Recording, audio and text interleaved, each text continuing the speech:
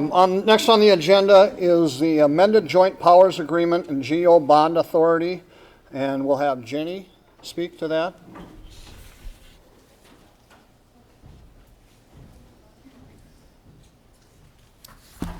Good evening.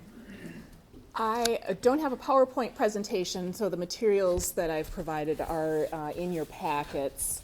I thought I'd go through the memo that we had prepared, kind of describing the authority for the proposed financing. Oh, yes. Okay.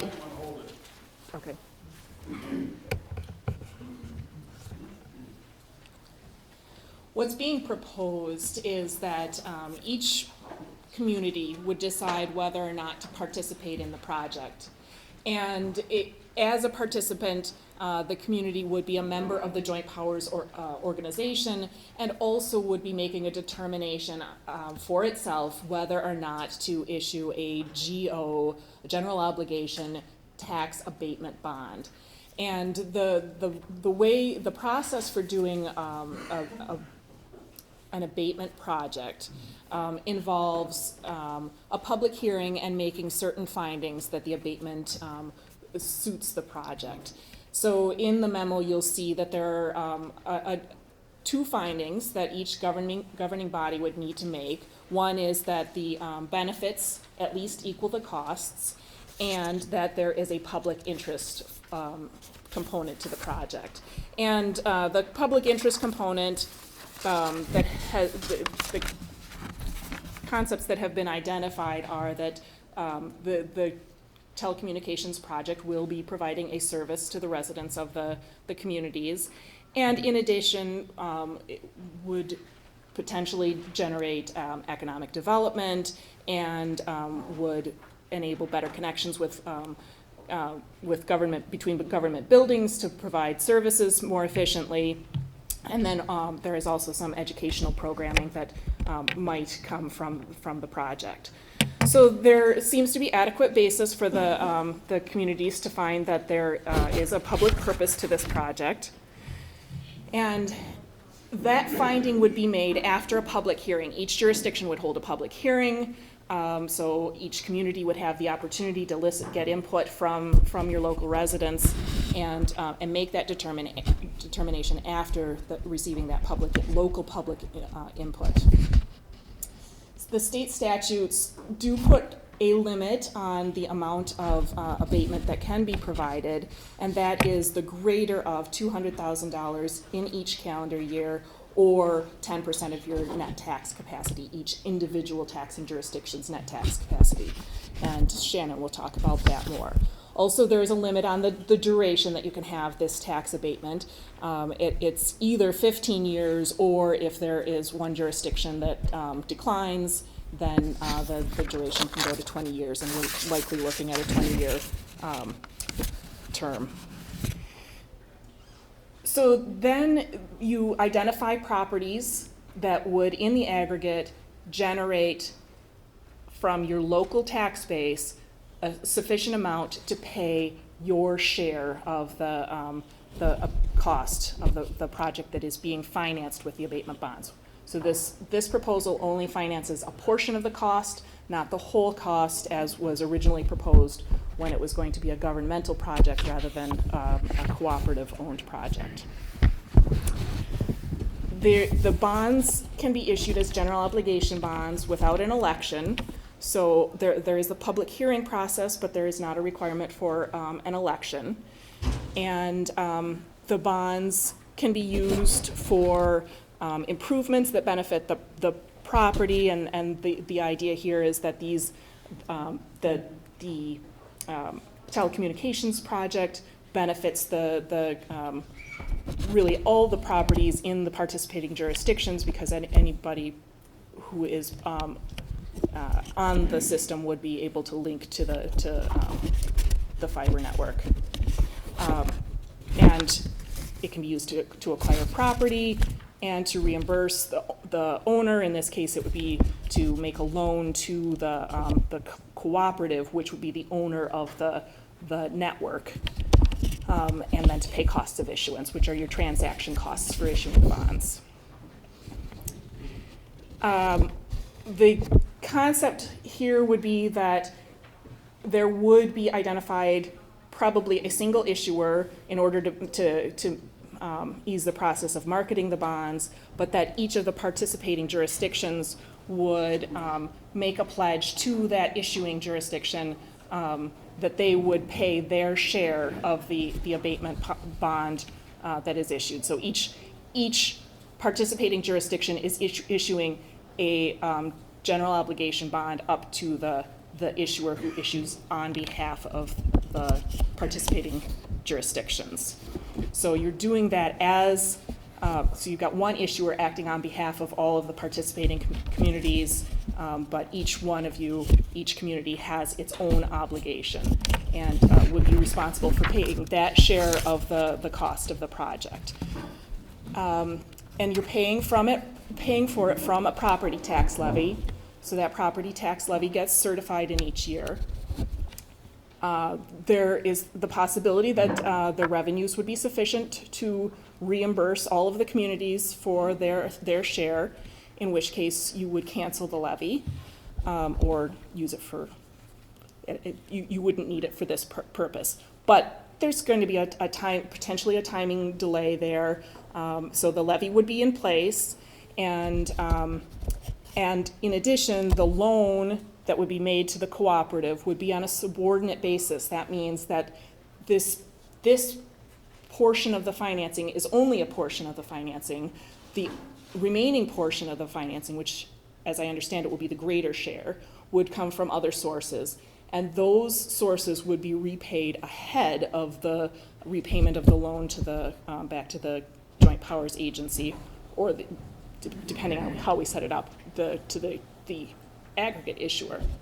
So that payment has that repayment has some risks. There could be construction delays. There could be portions of the project that are not complete. There could be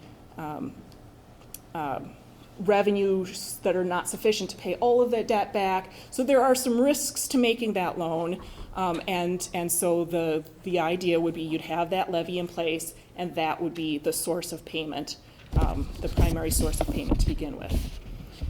Because this would be a loan to a business entity, the cooperative, it is subject to the Minnesota Business Subsidy Law, and that also requires a public hearing and requires some reporting ongoing during the term of the abatement in certain circumstances, or there may be some exceptions to that. So and it's possible that not every jurisdiction that participates has a policy for granting business subsidies, so there might be a requirement to adopt a policy as part of that public hearing process. So a couple of opportunities for public input, and those can be combined. So in summary, the kind of the tasks going forward would be that each participating jurisdiction would make the determination to participate, hold a public hearing on the use of abatement and the business subsidy, make the findings that are required under state law, and then issue a bond probably to one issuer on behalf of all the participating jurisdictions, and then the single issuer would issue a bond that would be publicly offered, and the proceeds of that bond would be used for the portions of the project that are constructed in the participating jurisdictions. So if you're not participating in the financing, there wouldn't be proceeds available from this particular financing for construction of the project in that jurisdiction, which probably means that if you're not participating, you're also not paying. I think that's also a requirement of the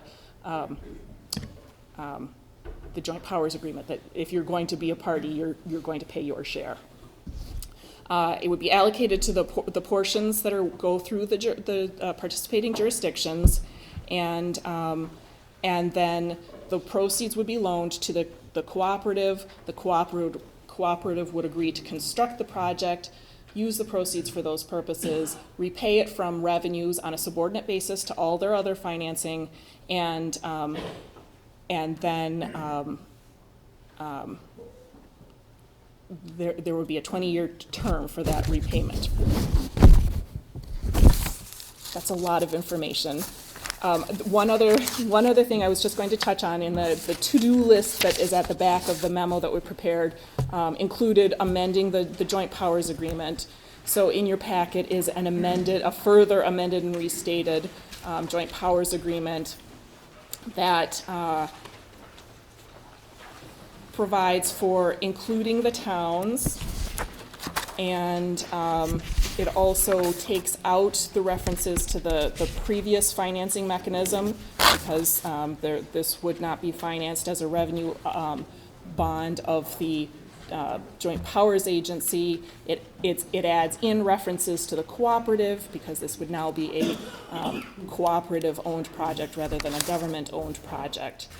And then it describes that that each member would have the authority to issue on behalf of the other members. That allows for that determination to be made in the future. And then authorizes the Joint Powers Agency to make the loan to the cooperative. So are there questions at this point? Do other townships participate in these geo-tax abatement bonds? Is this something new for townships? The use of tax abatement bonds is not new.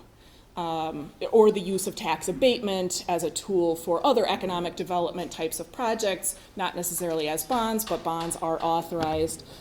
It has been used in the metro area, but also throughout the state. It's not a new tool. It's relatively new. I want to say it's been around for 15 or 18 years, something like that. Anything else at this point? Are those geo bonds typically set up for, let's say, certain projects rather than a total infrastructure? You know, that's, oh, sorry. Oh, the question is, are geo bonds typically used for a specific project versus infrastructure projects?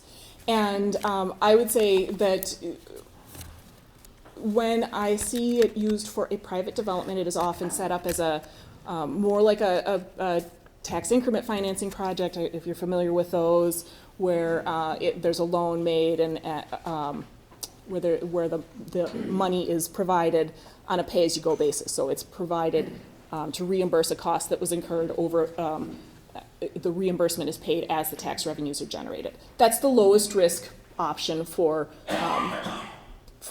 cities and towns to participate in. But when a project has a need for cash up front,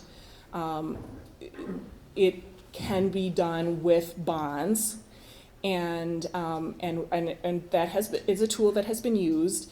It is a tool that creates greater risk because the city or town is incurring that debt up front. In those circumstances, there is some security provided, in such as here, where there would be a repayment obligation. When I see that for private businesses, there's usually less of a connection between what the business is doing. They're usually building a building for their own purposes. They're not building a project that is intended to benefit the entire community. So this is different in that respect. And then we do see it used for general public facilities, community centers, and pools, that kind of thing. So that might be more of an analogy, that it would be a facility that would be used by the community. The difference would be it would be, in those cases, government-owned versus privately owned. So there are differences with this project. Typically, those types of uses for that money would be to help a community grow in a certain way, by bringing jobs to the area and things of that fashion. And those are typically done by cities, usually? You know, cities are fairly active in economic development. There are some metro area towns that are just as active, I would say, in economic development. And yes, I would say that there are projects that are maybe more specific about the job creation. If a business is expanding, then there are specific job growth requirements that wouldn't necessarily apply in this case. But that's not a requirement for all business subsidies. It's not a requirement for the use of tax abatement. And if you were doing an infrastructure project, then it would not, you wouldn't have the direct job creation requirements, which would be true in this case. Now, if you have a single issuer, then each individual township would not have to hire a bond attorney or any of that stuff. The question is, would each town or city require its own need to have its own bond counsel? And we are in the position where we have concluded we would be able to give the opinion. It really would be up to each community. If you have your own bond counsel that you wanted to involve, that would be at your discretion, but it wouldn't be a requirement of this project that you each get your own bond counsel. We would be providing that opinion in order to do the financing. The single issue would not fall under that 350,000 or 10%. Right, because that issuer would be issuing on behalf of all the participating. Right. So, and I don't think that there is any one community involved that would have the capacity to do the entire financing on its own. Anything else? Oh. Do you at this time, and maybe you don't, but we talk about general obligation bonds, tax abatement bonds, this, that, and the other thing. Bottom line, what, or do you know at this time what each community has to put up before this thing starts? Shannon, I think, will be addressing that question based on some projections of the portion that would be financed and the share that would be allocated to each community. Okay. Anything else?